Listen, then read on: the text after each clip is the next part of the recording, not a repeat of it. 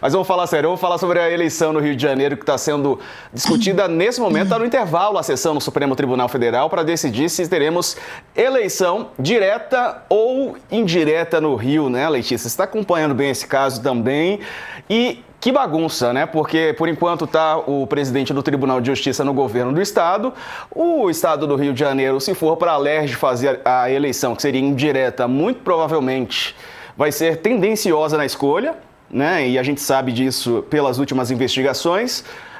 E se chamar direta também é um gasto que será feito, né? E por um mandato curtíssimo.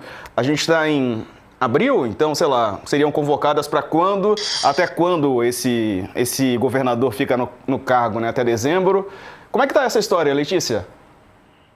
Diego, essa história está com todas essas pontas abertas, absolutamente todas elas. Por quê? O que acontece? Os dois principais partidos que estão envolvidos nisso, que é o PSD do ex-prefeito Eduardo Paes e o PL, que é o partido da família Bolsonaro e do ex-governador Cláudio Castro, esses dois partidos judicializaram toda essa confusão no Rio de Janeiro. Um está acusando o outro de tentar dar golpe, usando o judiciário, por meio do judiciário.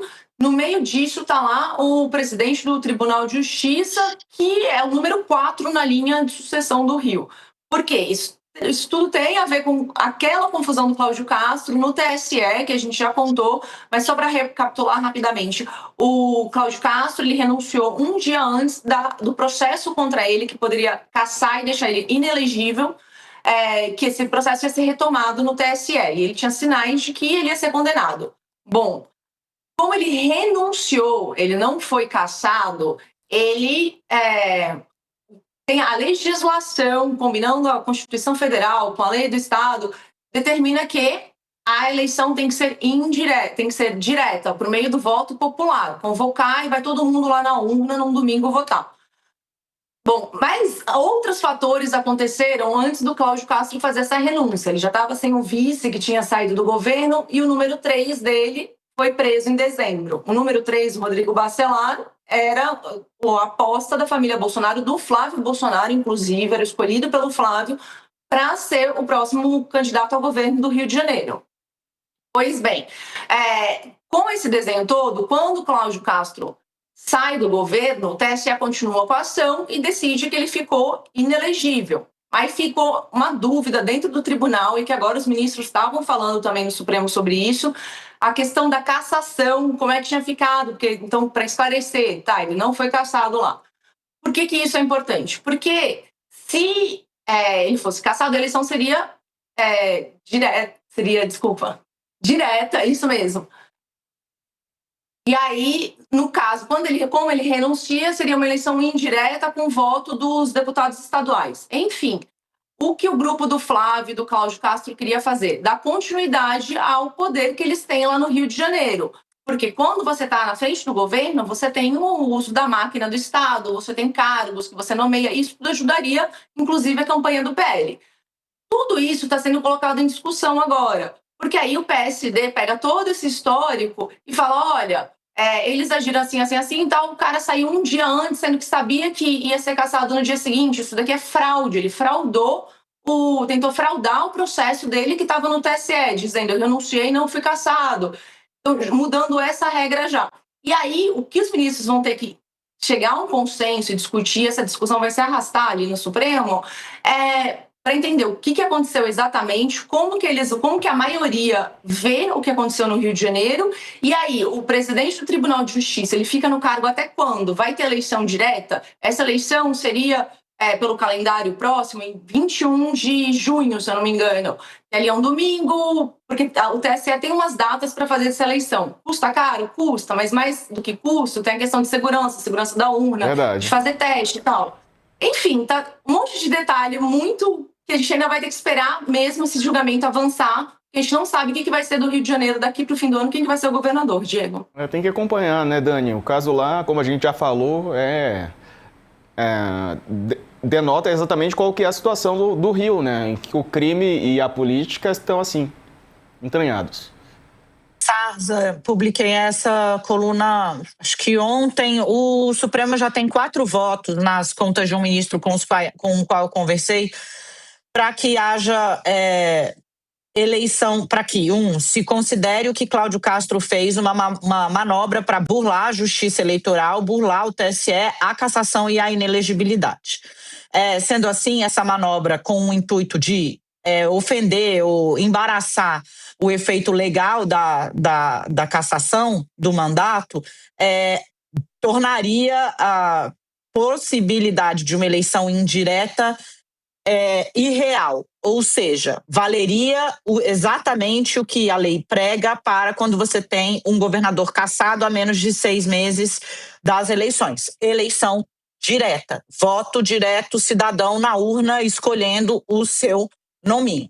Problema, o Tribunal Superior Eleitoral mandou sinais, e a ministra Carmen Lúcia era presidente do TSE quando o caso Cláudio Castro foi julgado, de que não dá para fazer 2 eleições diretas num período tão curto, né? Ou seja, faz uma agora nos próximos 60 dias e outra em outubro, não daríamos conta de organizar 2 eleições num estado, do tamanho do Rio de Janeiro, ficaria tudo muito embolado. E aí o que está se desenhando, né? De novo, precisa de mais um voto aí para poder fechar metade do STF, e aí talvez o presidente do Supremo tenha de opinar, o ministro Luiz Edson Fachin, trazer o voto dele, pode ser o voto de Minerva.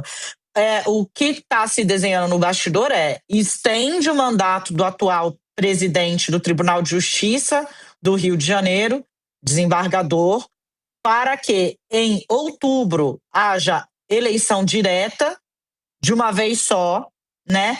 E uma posse antecipada no Rio de Janeiro do governador que for eleito em outubro.